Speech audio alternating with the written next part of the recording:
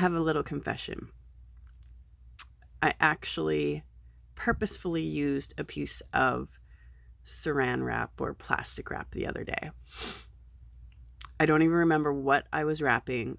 I was not at home. I didn't have my beeswax wraps with me, and I used it.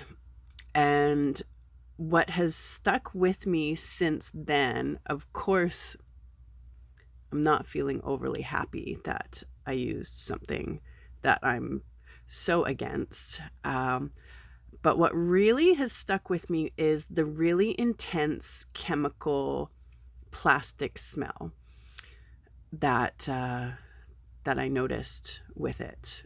So it kind of led me down a rabbit hole.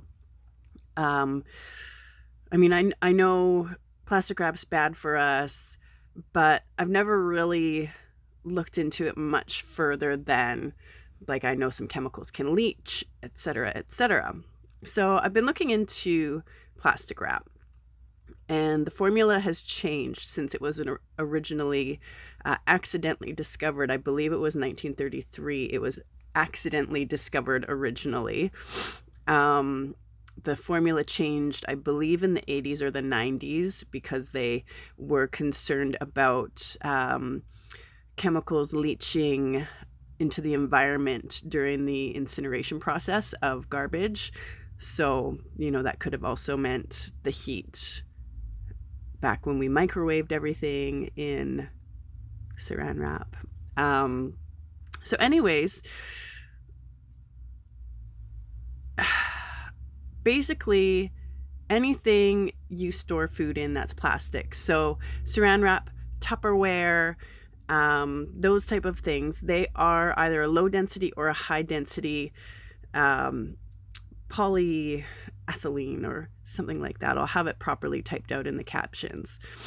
Now, the problem with this is it's not just pure whatever that chemical is. There's plasticizers, there's additives, there's all sorts of other stuff that's added to it to give the product the feel and ability of what they're trying to get the product to do. So like the cling wrap, they would add like a plasticizer just to make it more flexible, something like that. So the problem with that is when it heats up, the melting point is very similar to boiling point. From what I could gather through my little research here, because there's so many different densities of this particular chemical, an exact melting point hasn't been nailed down, but they know an approximation, and the approximation is either just below or just under water's boiling point. So what that means is if you're using cling wrap or even a Tupperware in the microwave to reheat something, the temperature that it gets to is going to melt that plastic a little bit. And that does mean that whatever is in there, whatever particles and chemicals are in that plastic, they are going to transfer to your food because they've reached that melting point, so they can cross-contaminate.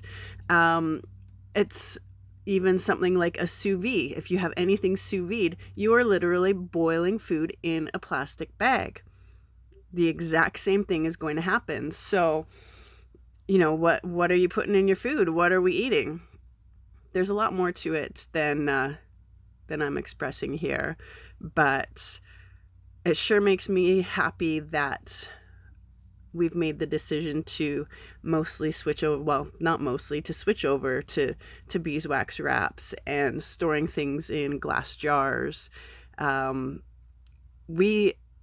though our family is very aware and does try hard, it is so hard to get away from plastic. And as the old saying goes, maybe it's not an old saying, but as the saying goes, we don't need one person being plastic free perfectly. We need millions of people just trying and just doing it imperfectly. Just being aware. That's the first part. Are you aware you are literally eating plastic and whatever chemicals in there if you heat your food up in anything that's plastic? That's kind of gross.